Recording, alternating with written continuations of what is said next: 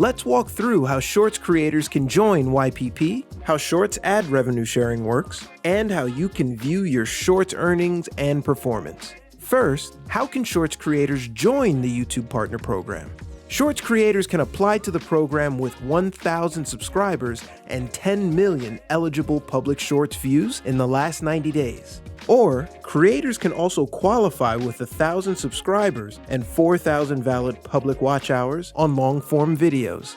Your content also must follow YouTube's originality policy, which means the content you upload must be your original content and not someone else's. YouTube looks to reward original and authentic content that adds value to viewers. If you put a funny or thoughtful spin on content you didn't originally create, say for example by using our remix tools, you've transformed the content in some way. In other words, we allow reused content if viewers can tell that there's a meaningful difference between the original video and your video. Next, let's walk through how Shorts ad revenue sharing will work. Shorts have a unique ad revenue sharing model. Here are the 4 steps to how it works. First, Shorts feed ad revenue is pooled. Each month, revenue from the ads appearing between Shorts in the Shorts feed will be added together and used to reward monetizing Shorts creators and cover the costs of music licensing. Next, the creator pool is calculated.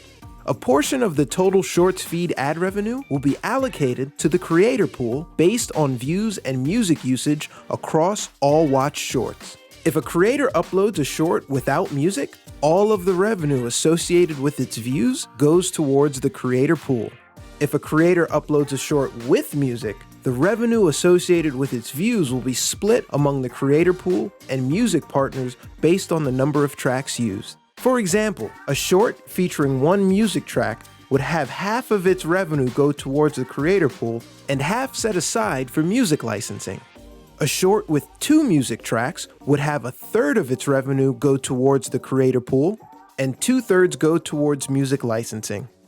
Then, the creator pool is allocated to creators. From the creator pool in each country, we'll allocate revenue to monetizing Shorts creators based on their share of total Shorts views in the creator pool. For example, let's say out of all the Shorts uploaded by monetizing creators, you got 5% of eligible views. You would then be allocated 5% of the revenue in the creator pool, regardless of if you used music or not. Finally, the Shorts revenue share is applied. Monetizing creators will keep 45% of their allocated Shorts revenue. So for example, if you're allocated $1,000 from the creator pool, you'll be paid $450. To recap, the 4 steps of Shorts ad revenue sharing are: 1. Shorts feed ad revenue is pooled. 2. The creator pool is calculated. 3. The creator pool is then allocated to creators. 4. The Shorts revenue share is applied for each creator. Because Shorts don't have traditional watch pages like long-form videos, this approach will help us reward all monetizing creators who make up the Shorts experience, not just those who have an ad next to their video. And as an added benefit, this model lets creators achieve their creative vision without worrying about copyright or earning less due to using music. We can't wait to see what Shorts creators do with this new source of revenue. Finally, let's walk through how you can view your Shorts earnings and performance.